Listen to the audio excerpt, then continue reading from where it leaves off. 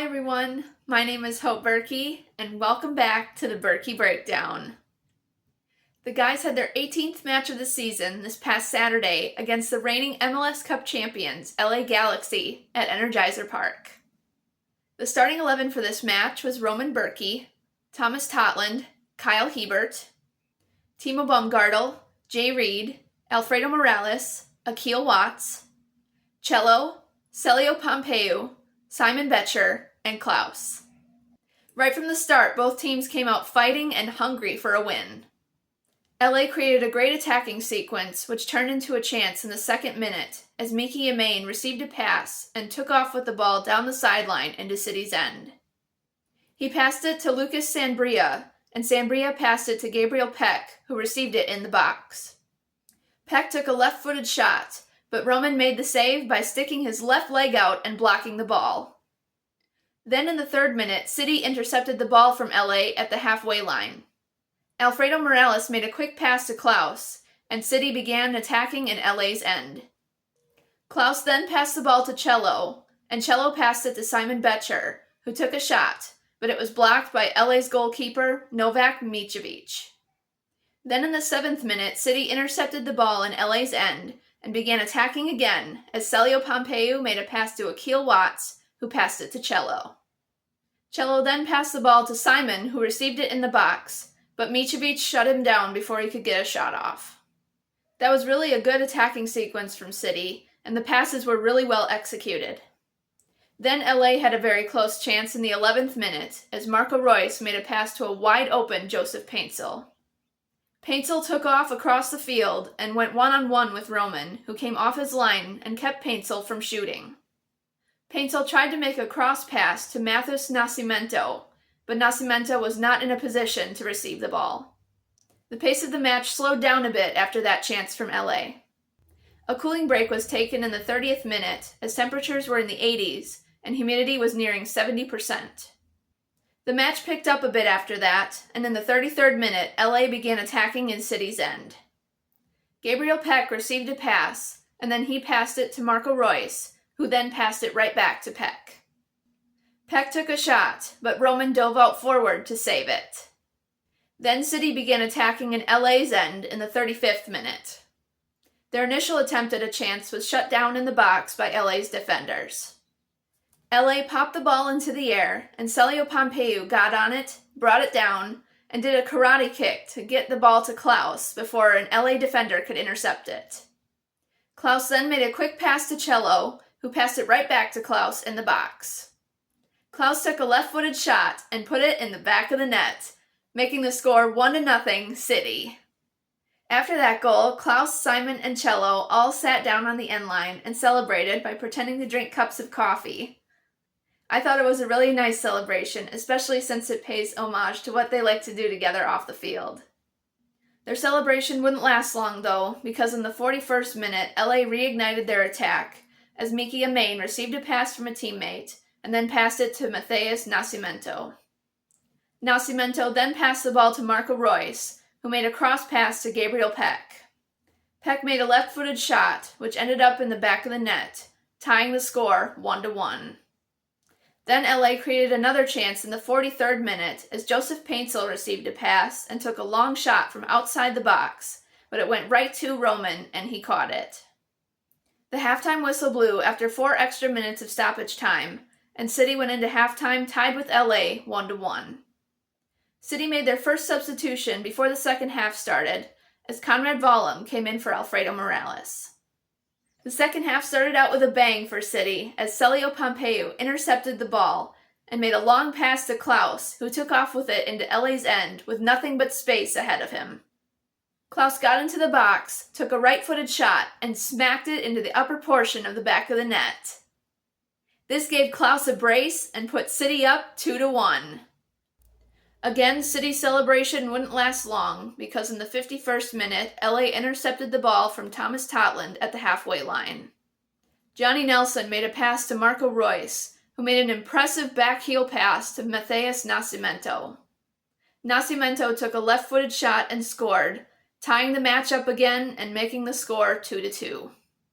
Roman almost saved both of those LA goals, as both were scored to his right, and he dove to his right both times, but just missed saving those by mere inches. City made 2 more substitutions in the 61st minute, as Joey Zielinski came in for Thomas Totland, and Seti came in for Simon Betcher. Then in the 64th minute, Conrad Vollum went down with a non-contact injury. He was able to walk off the field, and JGR was subbed in for him. Not much happened after that until the 87th minute, when Joey Zielinski tried to make a pass to Jay Reed, but Gabriel Peck knocked Jay Reed down and stole the ball. Peck took off with it into the box and went one-on-one with Roman, who had come off his line to try to stop him. Peck got around Roman and took a shot and scored, putting LA on top 3-2. This was very unfortunate for City, and very hard for me to watch, frankly, because it looked like LA would take their first win against City. Shortly after that, the sideline ref announced that there would be 10 minutes of added time. City made their final substitution in 90 minutes plus 1, as Xande Silva came in for Kyle Hebert. Then City created a chance in 90 minutes plus 4 that would end up making history. Roman took a free kick halfway up City's defensive end and told Timo Baumgartel to get up as high as he could up the field. He may have even told him the exact spot that he wanted him in.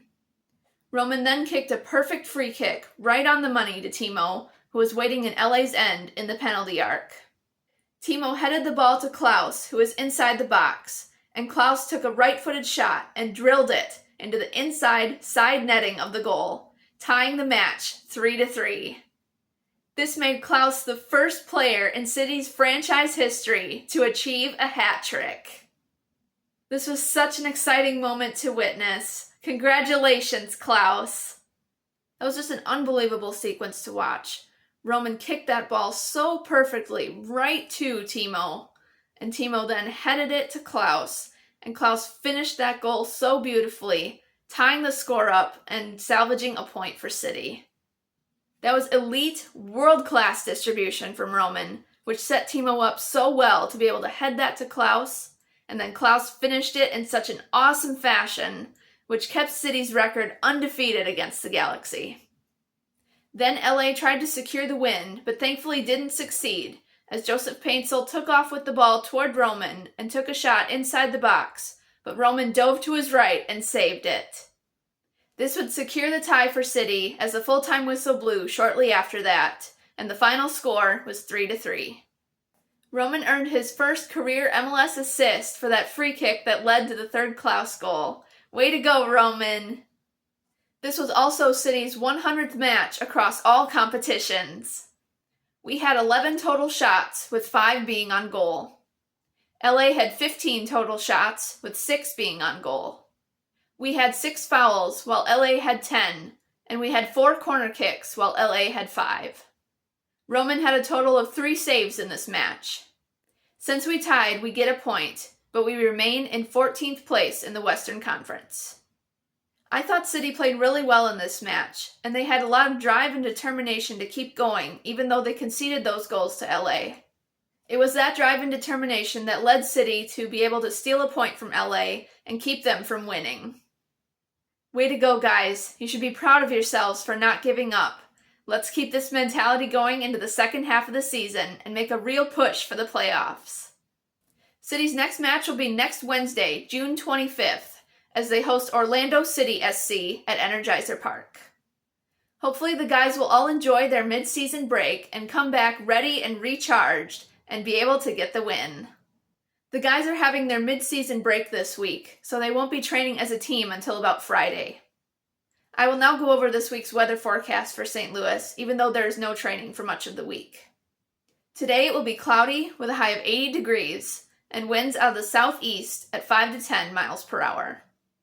On Tuesday, it will be cloudy early in the morning, followed by partial clearing later in the day, with a high of 89 degrees, and winds will be light and variable.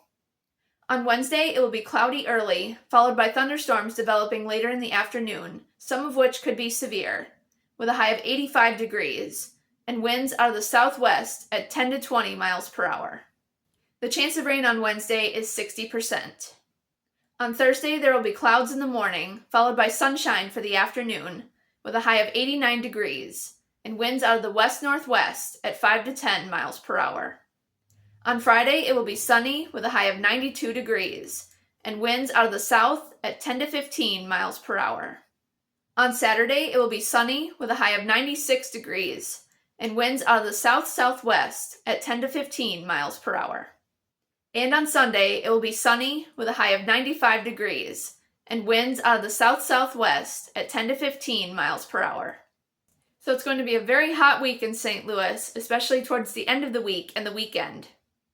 Hopefully when the guys return to training later this week, they will be recharged and ready to work hard, even in the heat. Thank you so much for watching this episode of the Bürki Breakdown. If you haven't already, please subscribe and click on your post notifications so you don't miss out on any new videos. If you like this video, please give it a thumbs up and leave a comment down below with your thoughts on how City did during their match against LA.